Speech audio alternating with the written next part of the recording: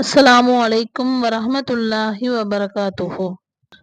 இரும்பு இப்பூமியில் உருவாகவில்லை, வானில் இருந்து இறக்கப்பட்டது என்று சொன்னால் உங்களுக்கு ஆச்சரியமாக இருக்கிறதல்லவா?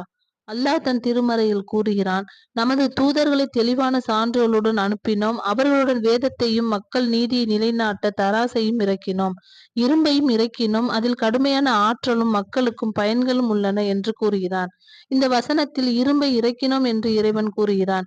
இரும்பை இம்மண்ணிலிருந்தே நாம் பெற்றுக்கொள்வதால் இறைவன் கூறுவது நமக்கு வியப்பை ஏற்படுத்தலாம்.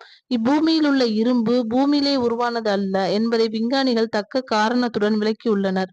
ஒவ்வொரு தனிமங்களும் உருவாவதற்கு அதற்கேற்ற வெப்பம் இருக்க வேண்டும். வெப்பத்தின் தன்மையை பொறுத்து carbon, sodium, magnesium, neon, aluminium, silicon, ஈயம், பாஸ்பரஸ், பொட்டாசியம், கால்சியம் உள்ளிட்ட தனிமங்கள் உருவாயின. ஆனால் இரும்பு என்ற தனிமம் உருவாவதற்கு தேவையான வெப்பம் பூமியில் எந்த ஒரு காலகட்டத்திலும் இருக்கவில்லை என்று விஞ்ஞானிகள் கூறுகின்றனர்.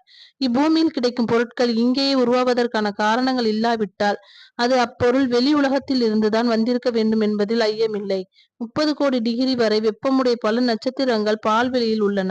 இந்த நட்சத்திரங்களில் இருந்து எரிக்கற்கள் விழும்போது அல்லது வால் நட்சத்திரங்கள் பூமியை நோக்கி விழும்போது வளிமண்டலத்தில் அவை தடுக்கப்பட்டு எரிக்கப்படுகின்றன. அவற்றின் துகள்கள் பூமிக்கு வந்து இறங்குகின்றன.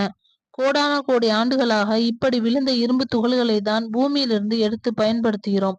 இரும்பு இப்பூமியில் உற்பத்தியாகவில்லை, மேலிருந்துதான் இறக்கப்பட்டது என்பதை அற்புதமாக அறிவித்திருப்பதன் மூலம் திருக்குரான் இறைவேதம் என்பதை மீண்டும் நிரூபிக்கிறது.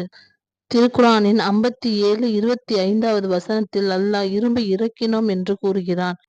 அதேபோல் விஞ்ஞானிகளும் இரும்பு இறங்குகின்றன என்றுதான் கூறுகின்றார்கள். ஆனால் 1400 வருடங்களுக்கு முன்பு இதை பற்றி எவ்வாறு ஒரு திருமறை குரான் பேசியிருக்க முடியும் என்றால் இது இறைவனின் வார்த்தை தவிர வேறு இல்லை. நமக்கு கிடைக்கும் ஓய்வு நேரங்களை பற்றி அல்லாஹ் மறுமையில் நம்மிடம் விசாரிப்பான். இதன் அடிப்படையில் அந்த நேரங்களில் எல்லாம் நாம் தமிழ் குரானை எடுத்து வாசித்து அதன் ஆற்றல்களையும் அற்புதங்களையும் தெரிந்து கொள்ள வேண்டும். எல்லா புகழும் இறைவனுக்கே. அஸ்ஸலாமு அலைக்கும் வரஹ்மத்துல்லாஹி வபரகாத்துஹு.